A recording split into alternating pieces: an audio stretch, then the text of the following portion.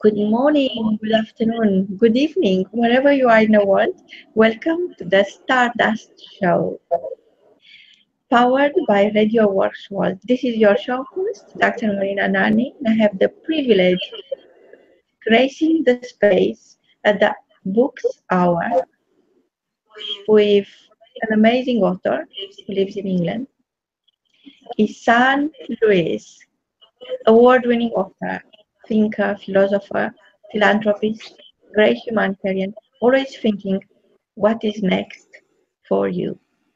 Tell us more, Isan. Tell us more about your journey as an author, as an award-winning author. Tell us about the feeling you had since you published your first book, and um, and perhaps you could tell us a little bit more about yourself, the writer, the author, the philanthropist, the humanitarian, the thinker, the philosopher who is behind all these amazing messages in your book.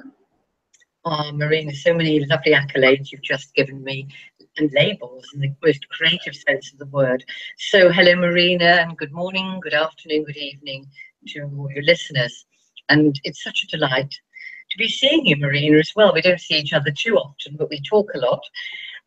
We meet, we have to be fair, we meet on the red carpet. Well, it doesn't get much better than that, does it? Best friend meet on the red carpet, yes.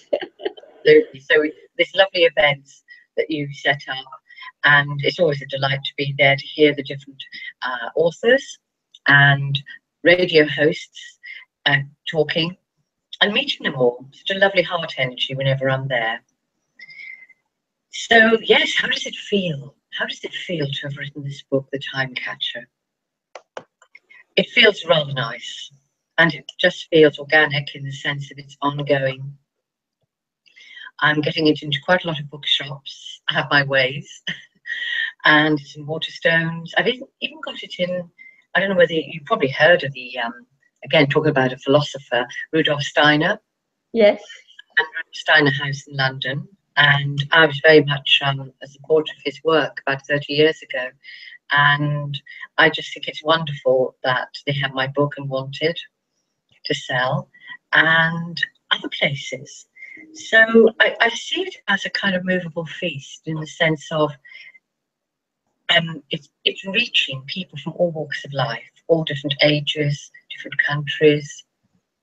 And I'm really hoping that there's no sell-by date on it. That's the whole thing about time. Time is movable. And as my book is very much about timing and how we can be more in contact with our inner timekeepers. Our inner timekeepers, that we have these, I wouldn't even call them clocks, but navigational tools to know from the moment we're born the right timing for particular actions, which also means knowing when to pause, to rest. And I often say that, we wouldn't appreciate a piece of music or a dance unless there were some pauses, would we? So timing is very, very much about that dance, spaces between events. So my book very much is about linking with our bodies, nature, the planetary cycles, and how we can, in very simple ways, perhaps use life more effectively for ourselves. And people are telling me that they're finding it makes them happy, it's inspiring them. It's reminding them of what they know a lot of but have forgotten. And also perhaps stretching them that bit further to find out more. So that's how it feels. That's how it feels. In your book, Ysanne, you are referring to as a person, as another dimension of human beings, or as non-existing supreme leader? I feel that being in bodies, which we are from the moment we're conceived and then born, we are part of the time-space continuum, as Einstein talked about. So we are bound by those laws of time and space, but we're not just out of clock time. We have these inner natural diaries. We are natural, if you like, astrologers that way, navigators. And we actually know most of the time when something doesn't feel right to take action, when we perhaps should wait, or when we should just seize that moment.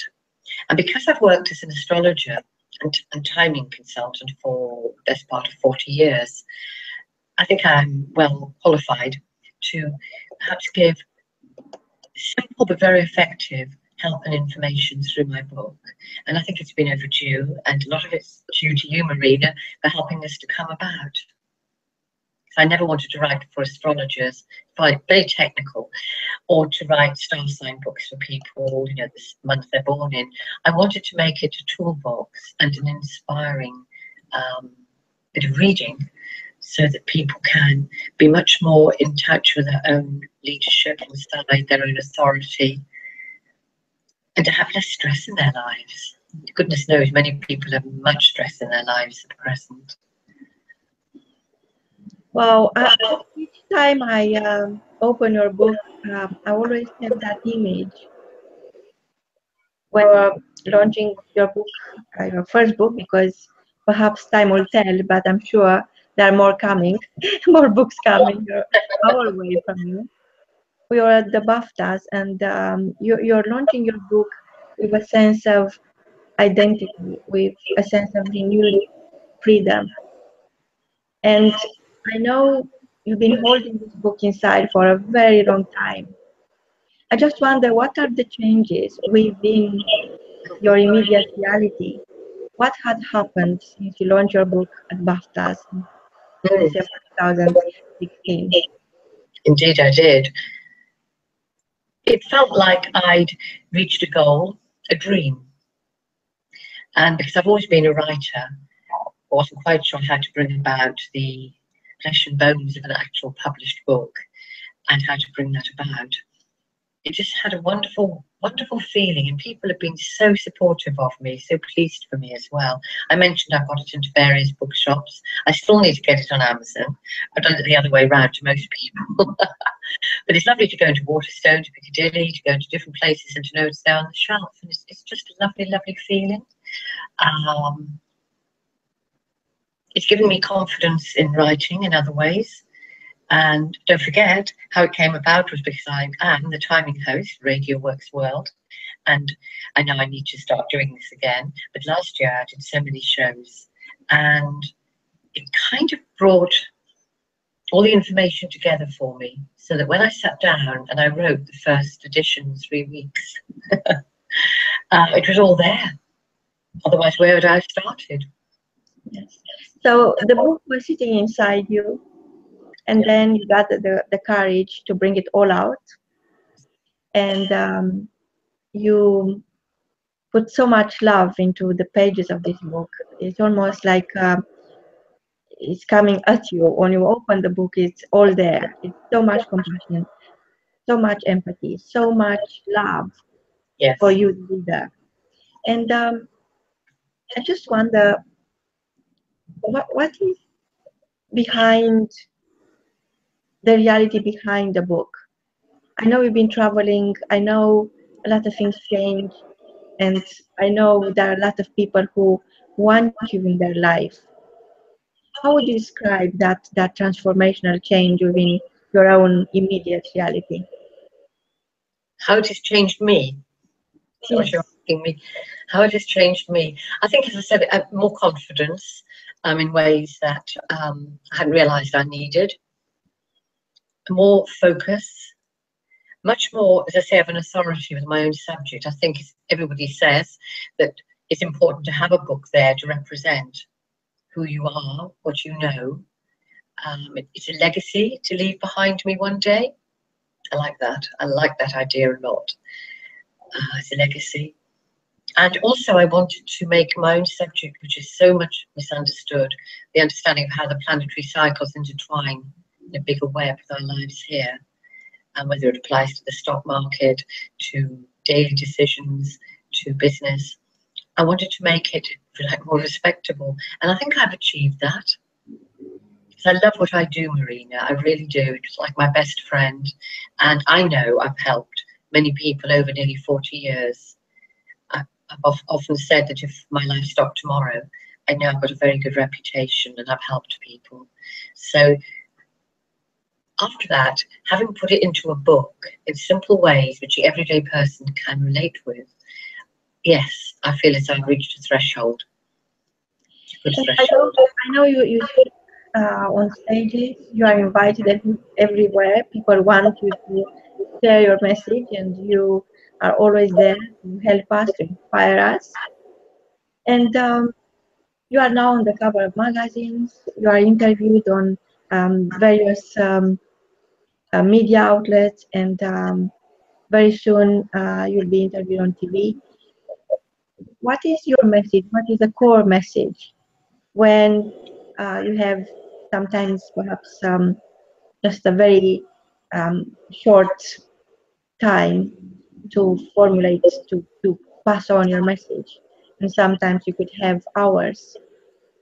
And I just wonder, the shortest version of your message, what is that you want to transfer into the other person in front of you? When I talk with them, when I work with them through my book, yes, that we're not alone.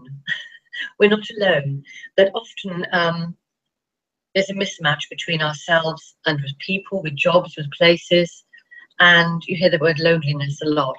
And I think that once we realize that we are actually part of this beautiful tapestry, everything is interconnected, the threads, a much bigger web than we think about, that we're not actually alone.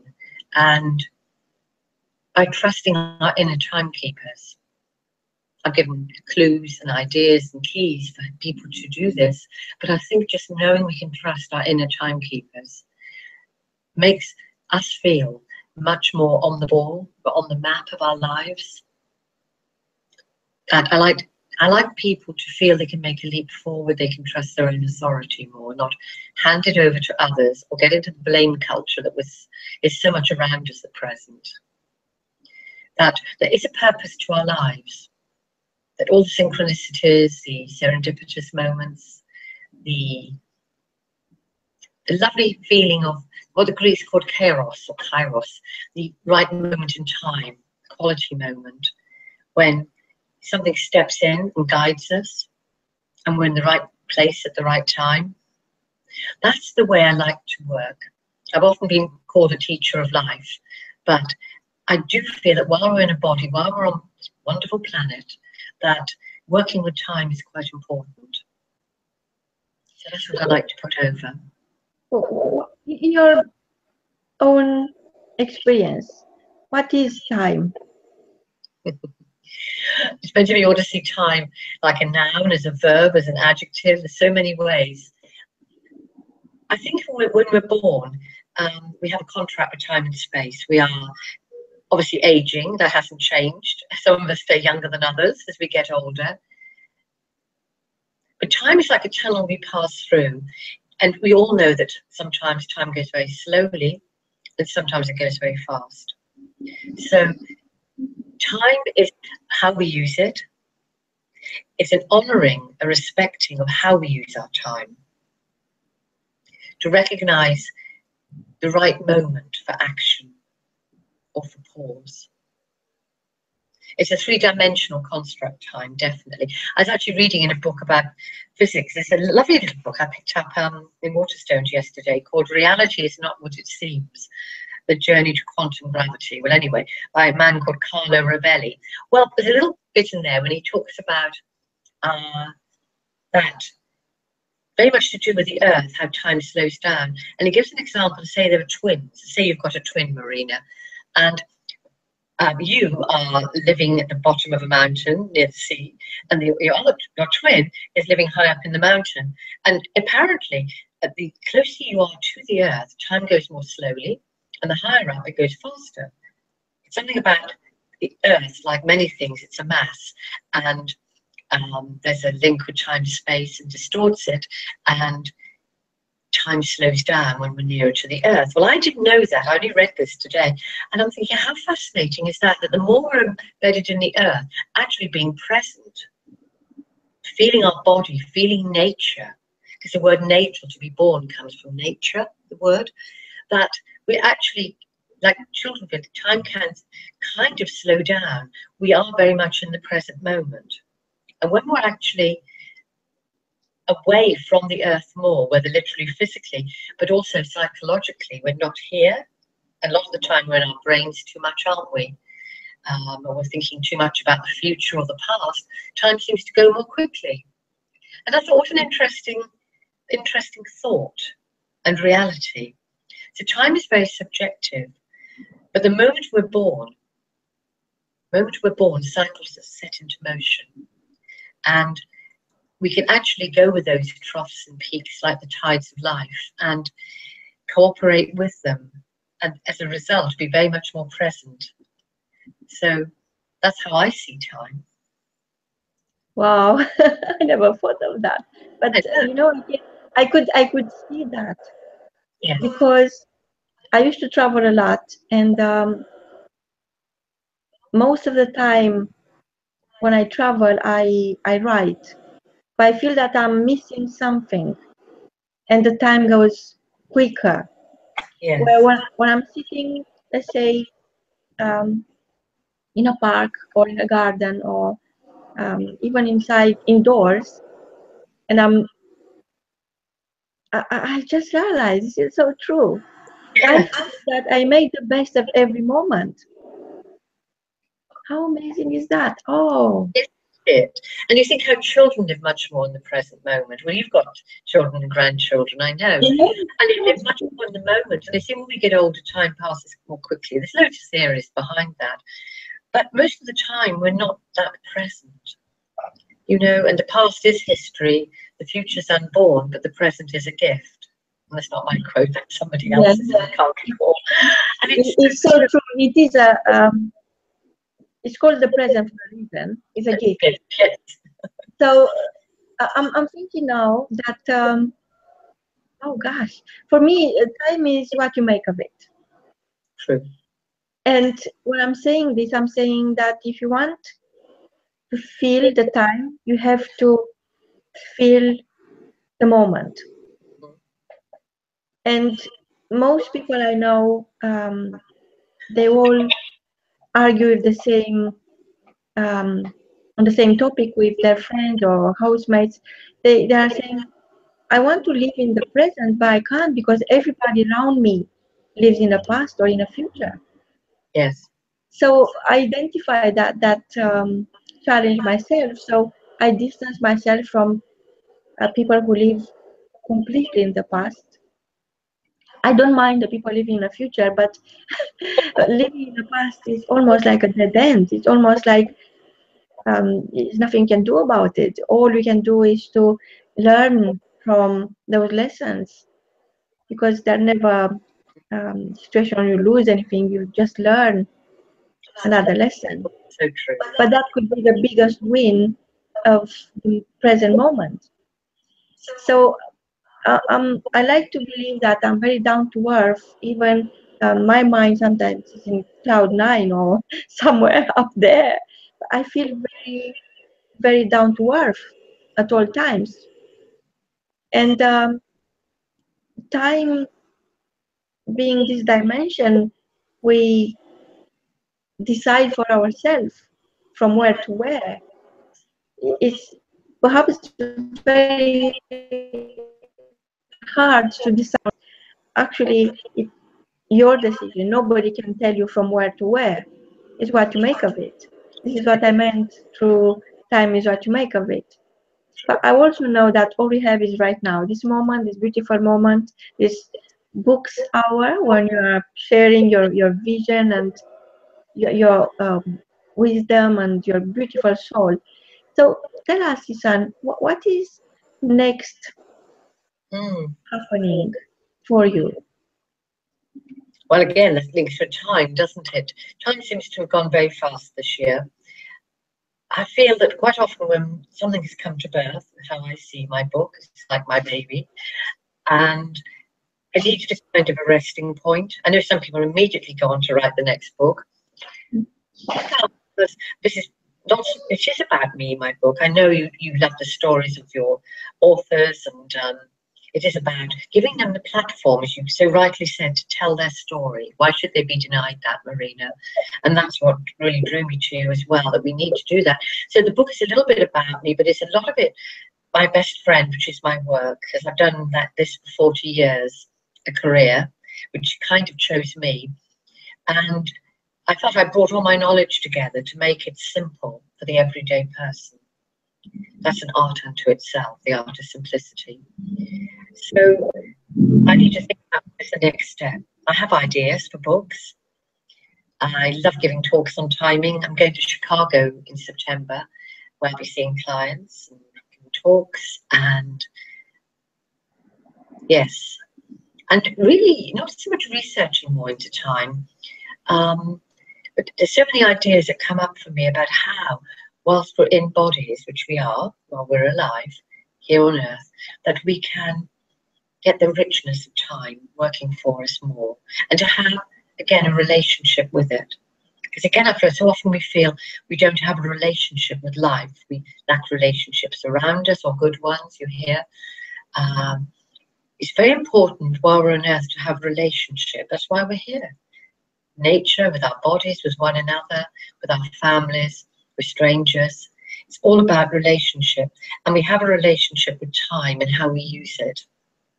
I obviously, you know from my book, as an astrologer, that I work a lot with the planetary cycles, because they are mirrors. They are mirrors. Those themes which our ancestors knew are mirrors of our lives here, and they are wonderful gifts and messages. So I think by honouring the planet we live on through an understanding of time, how we resonate with those cycles in our bodies and life around us, will make us a darn sight healthier. So this is what I want to go more into. I don't think I'll ever move away from being what's called the timing expert. I've been labelled that by people. It's not about time management. It's about understanding these beautiful inner timekeepers that we have, not locked within us, but are present, and cooperating with them as a relationship. So yes, Marina, I want to do a lot more writing, a lot more articles for the magazines, which I've done, as you know, and I'm looking forward to Quantum of Light in September very much. Because I just love to educate people, to help people. And I think whatever subject we do, which is heartfelt, it's a kind of smorgasbord. It's a way of talking about life and helping people. The labels we use are labels, but in the end, we become the product. And one day I'd like to feel that people see what I do, it's me. It doesn't matter what I do, but it's coming from the heart and how I help people, which I'm sure, and I know that you do as well. I always wanted to see beyond what you usually see or look at. And this is a daring journey. However, I feel that it's an exercise. The more you practice, you get better at. And I think what usually people do, they do their best at all time. And sometimes that's the best you can do, be the best of yourself. As long as you remember that, it doesn't matter what other people think or want, or it's you to decide that this is the best version of myself and this is what I'm gifting others with. But I think there is another element apart from aligning your values with your beliefs and your actions, is the emotions. The emotions that most people think they should hide. Where at Radio World, the Stardust movement, we are banking on our emotions. We make our emotions our best asset. And personally, I don't leave home without it. So, what's the role of your emotions, for you, Ysanne? in my life. Yes. Emotions, the word emotion is very much about movement. Emotion is what makes us human. I remember somebody saying to me once, why do people always have to show and talk about their feelings? And I said, well, because we're not machines. I think emotions are a beautiful, beautiful, beautiful thing, definitely. Suppression of emotion and then explosion of them never does anybody any good service. The flow of emotion, like movement, is energy, motion, is very, very important. In my life, I've always not exactly worn my heart on my sleeve, but I do show my emotions. I try to say it as it is. I love to laugh. I've had a lot of love in my life, I still do. And of course, if we love, we are open to being hurt, to loss. But it's much better to feel, much better to feel. And then we know we're alive. We know we're alive. And in my astrology speak, we call the feminine energies up there, Venus and the moon, are very much about the balance between giving and receiving. And even as the moon in the month waxes and wanes, we actually ourselves wax and wanes with our own tides. And there are times when we need to perhaps retreat with our emotions a little, other times when we can bring them to expression very fully. It's very beautiful. Yeah, emotions to me are very important. And to say that one can be overly emotional is just ridiculous. Yes, we can be overly emotional, but I think if we keep humour with it, this is important too. Not to take ourselves too seriously. I think if So, we do that, so in terms of the rest of this year, what is the universe holding for us as humans? from my perspective, through my work, I think it's a kind of wake-up time. There's a lot of uncertainty around, and humanity is not very good at uncertainty. Yes. And when we have uncertainty, we tend to freeze our emotions. We get into fear, or we suddenly panic and make poor decisions. So my work with timing becomes more important, because when I've noticed people who are panicking, they're making poor decisions, are out of time, out of time. So I think it's so important that these remaining months of the year, we can start to think outside the box more. We can soften our hearts. And by softening our hearts, we can dissolve the fortifications, the inner critics, judges, enemies within us, and bring them to the peace table. And if we can do this as individuals, I'm sure it helps, like a kind of quantum leap, the mass. The mass. So softening the heart, knowing that sometimes when losses occur, crises occur, we lose our home, we lose our job, we lose our relationship. There's a lot of, not so much endings at the present time, but things that are ready to be released or change are happening quite fast, whether we want them or not. And to know that when those endings or changes occur, that it's almost like we can bring on stage unlived parts of us, which may never ever have had an airing, those talents, those strengths. And isn't that about being here to learn to be a creator more, to be more than we think we are, rather than dull our emotions, dull how we live, because we want familiarity all the time? And to know the soul, the personal soul, the collective soul is so big, we don't begin to use it fully enough. And I think a lot of the crises which are happening this year and the changes we're seeing mirrored in the world outside of us do give us opportunities to bring out these unlived roles and traits and talents within us. So to see it a bit as an adventure would be quite a good thing this year. Yes, that's how I see it. We are living in uncertain times. It's a bit like a big drama being played out on the world stage. The centre's not holding too well, but I think it's so important for each of us as individuals to find new ways of communicating, being creative with problems, with solutions. So I don't make predictions. You may have realised that already, even though I'm known as an astrologer. I do not make predictions. We have the major eclipses this month on the 21st of August. You're going to hear plenty about it in the news, the solar eclipse. And it really is a time, eclipse, the word eclipse means to leave, leaving things which don't serve us anymore. Okay? And I feel over this late summer period into the early autumn, it's quite important to, what I say sometimes, get little cat naps, is to actually look after our inner resources, to not push things too much, and everything will get done. There's an urgency in the atmosphere nowadays to do, because we might miss something or you might lose something. And if we can, like, I know you're a very busy lady, but if you do it with love in a paced way, it all happens.